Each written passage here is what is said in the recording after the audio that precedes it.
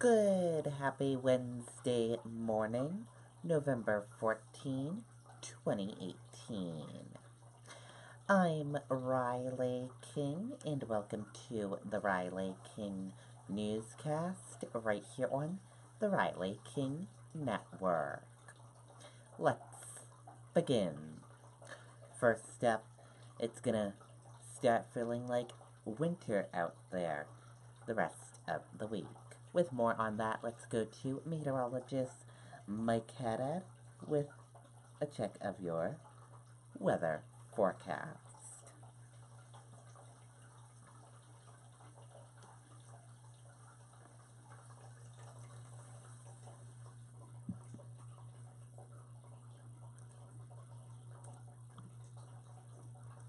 Dr. Robert Marshall and the team at Aesthetic Dental Center have been changing people's lives since 19... Thank you very much for joining us. Stormwatch 9 weather on the web, moving through another week and a lot more like winter rather than the mid part of November or mid to late fall like. You can see one storm departing. There'll be some leftover moisture in the form of snow showers in the mountains in the Great North Woods tonight into Wednesday. Could see an additional coating to an inch or two, especially in the mountaintops. Elsewhere, clouds will break, already signs of that happening, but winds will be quite gusty, possibly over 35 to 40 miles per hour, leading to scattered power outages overnight tonight and into the day on Wednesday. As for sky cover, a lot of sun for the day tomorrow south of the Notches, but quite a few clouds and snow showers in the White Mountains points north. Could see an additional coating to an inch or two during Wednesday morning and early afternoon. Fair skies tomorrow night, winds will weaken, and temperatures will tumble down near record lows. We'll see a lot of sunshine coming in during the day on Thursday, especially in the morning, but then the clouds will build in from south to north, and eventually snow develops everywhere in the state. So for the first time this season, measurable snow is likely, if not a guarantee, over a good part of southern New Hampshire. Of course, to the north, some spots picked up over a half a foot during Tuesday. You could see the same amount during Thursday evening into early Friday afternoon. As for that rain-snow line, again, it will try to move through southeastern New Hampshire. That will cut down snow amounts closer to the coast, but not too far inland. Several inches likely during Thursday evening into part of Friday. Look at the overnight lows tonight. Teens north, 20 south. Highs tomorrow only near 20 north to near 32 south. But these busy winds that could result in scattered power outages will put the wind chill factor well below the actual temperature. And then the winds go much lighter by later Wednesday night. Take a look at the next 7 days ahead. A windy and cold Wednesday with morning snow showers north. Some sun giving way to clouds later on Thursday. Snow arrives Thursday evening. Likely changes over to a mix in southeastern New Hampshire, remaining mostly snow elsewhere. Several inches likely at this point, 5, 6, 7 inches not out of the question where it remains all snow with lower amounts closer to the coast. Then a mostly dry weekend, seasonably chilly with a few snow showers in the mountains and the most sun in southern New Hampshire. Okay, and there you go on that weather report brought to you by meteorologist Mike Haddad. And as you see, we're beginning snow on Friday down here in southern New Hampshire. And throughout this whole week, we will keep you updated and get you prepared for that storm that will be coming. And now let's take a look at your morning commute this morning and see how your traffic is doing this morning. And here's a live look at the roadways this morning. We're seeing a lot of green roadways and a few yellow areas in some parts of New Hampshire, but otherwise the traffic looks like it's moving at a good pace this Wednesday morning. So that is good. No major issues or delays being reported just yet.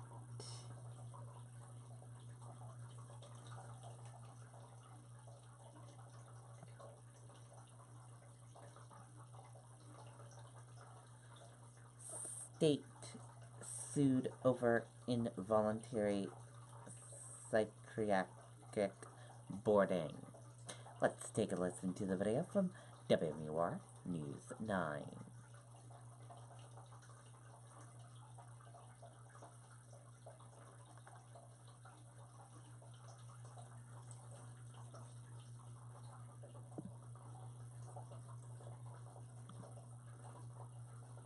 It's the perfect time to join Planet Fitness and find your happy pace. Join today for just 25 cents down, $10 a month, no commitment. Planet Fitness, the judgment-free zone. Join Planet Fitness for 25 cents down and $10 a month. No commitment. Offer ends November 14th. A lawsuit filed by the ACLU of New Hampshire challenges what it calls the state's systemic practice of involuntarily detaining people experiencing a mental health crisis in emergency rooms without due process. We can't wait any longer, because every day we wait, there are individuals in emergency rooms that don't have access to a lawyer and who are given no ability to contest their detention. The lead plaintiff is a 26-year-old man who was held involuntarily at Southern New Hampshire Medical Center for nearly a week without a probable cause hearing. That hospital is named as a defendant in the suit. It released a statement saying, in part, "We regard this legal action as an opportunity to voice our concerns with the current system and to offer any collaborative support that will help the New Hampshire Department of Health and Human Services facilitate resolution so that patients may have expedited care and service without violating their rights to due process." This problem didn't exist 8 years ago, and now it's just a full-blown crisis, and attempts to remedy it thus far have failed. Mental health advocates say they hope this lawsuit brings all parties together to identify a solution. From NAMI's perspective, the solution we would like to see is for the state to comply with the law, which is that people in a mental health crisis receive immediate emergency treatment for that crisis. No comment tonight from the Attorney General's office. DHHS is expected to release the draft for its 10-year mental health plan next week. Advocates say they hope that will include more community-based programs so that people would be diverted away from emergency rooms. That's latest live in Concord tonight. Siobhan Lopez, WMUR News 9. Okay, and there you go on that video and that report.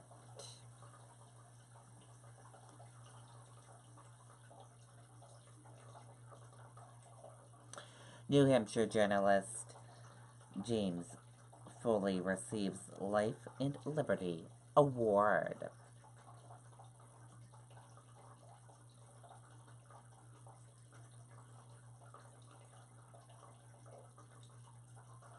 Let's take a listen to the video from WMUR News 9, Kristen Carosa.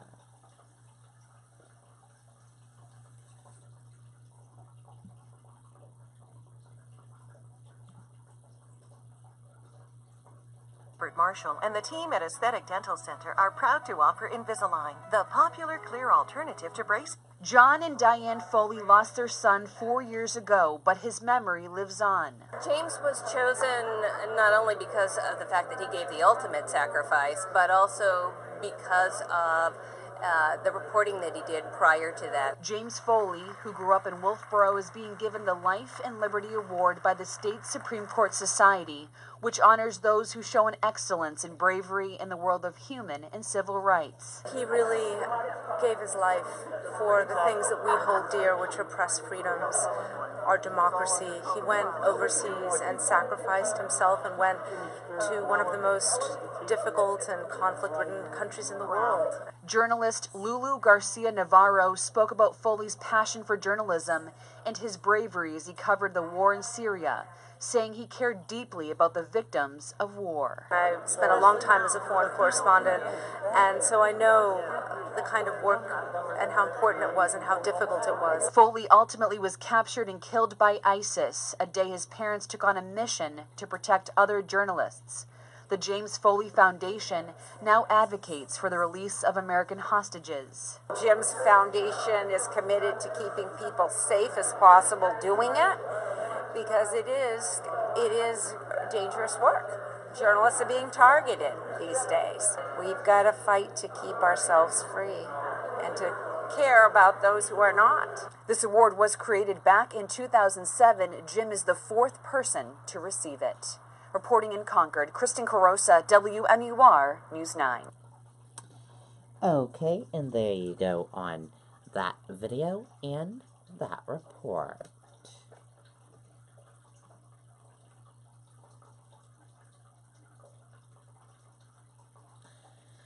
Parents demand answers after woman dies by suicide in Manchester jail.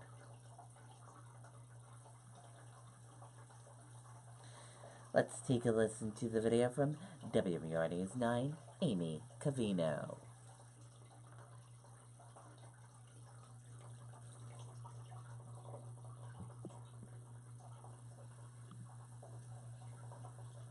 Was beautiful. She was smart. She was a mother. She was my daughter. She was a sister. And I don't know what happened.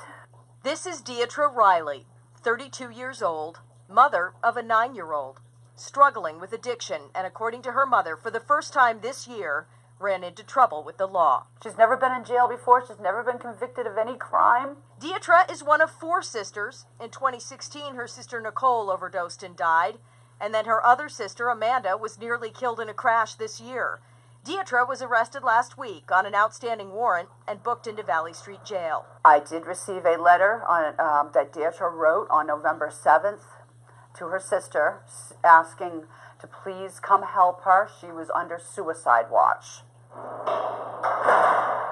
This is the cell where Deidre was found last Saturday. Superintendent Dave Dion says Deidre was on detox watch, not suicide watch. The protocols are very different. Dion says corrections officers told Deidre she was next in line to see the nurse. 20 minutes later, she was found hanging. A flurry of CPR and emergency responses were futile. When something like that happens in this correction facility, staff take it personally. The Manchester Police Department is leading the investigation. Video from the housing unit is part of the evidence, but there are no cameras inside cells. Deidre did not have a cellmate. We're in hell here. Frank and Lori are now making plans to bury a second child and are right now desperate to find their 30-year-old daughter, Amanda, who is also battling drug addiction and in acute need of medical care. I can't lose 3 daughters. I can't. I need to find Amanda, and I need her to come home. In Manchester, Amy Cavino, WMUR News 9. Okay, and there you go on that video and that report.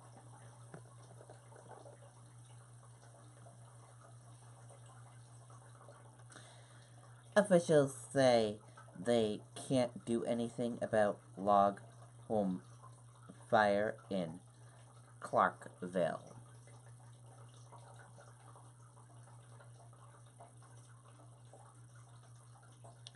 Let's take a listen to the video from WMUR News 9.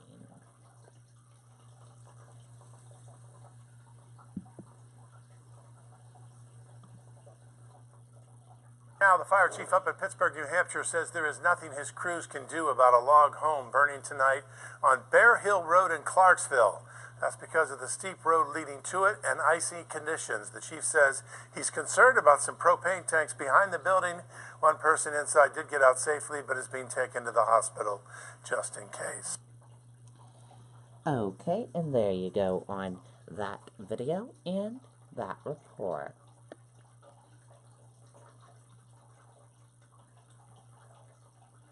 Trump tariffs battle with China is spearing record dollar trading.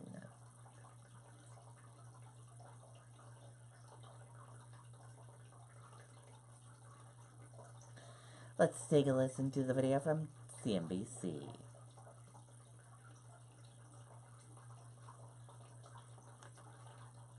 Our parties are much less crowded than this. Oh, and our beers are much fancier than that. Why did we invite them again? We're raiding the castle and needed a distraction. Bud Light, for the many, not the few.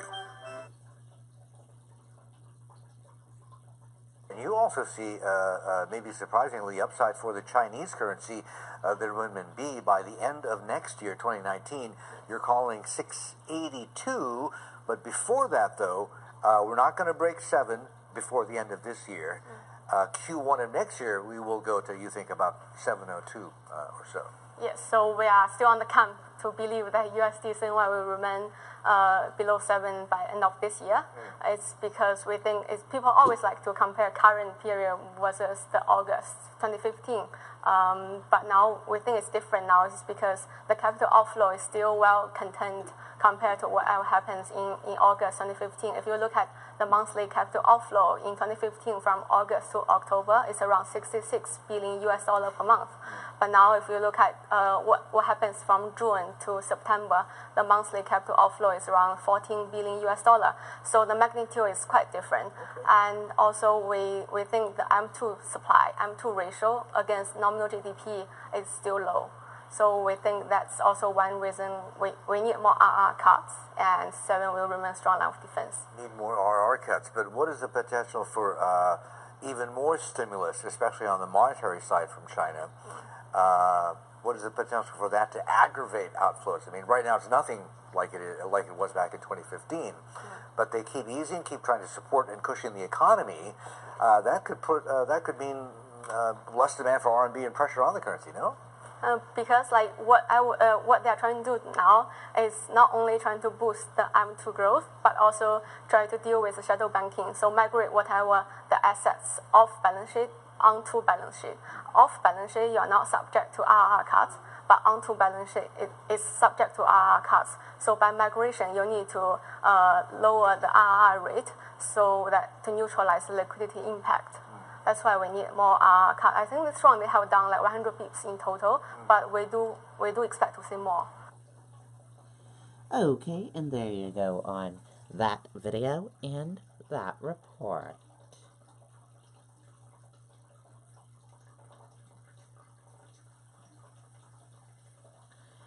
Death toll soars to 50 in California wildfires.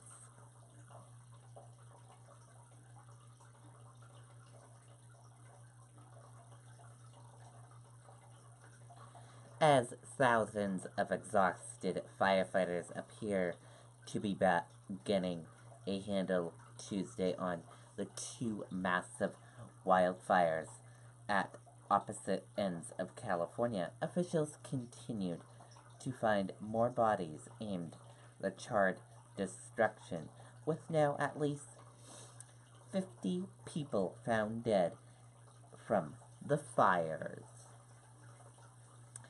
And that does it for the Riley King Newscast right here on the Riley King Network. I hope you all have a great rest of your day, and I'll see you back here later on today for another newscast. Goodbye, everyone.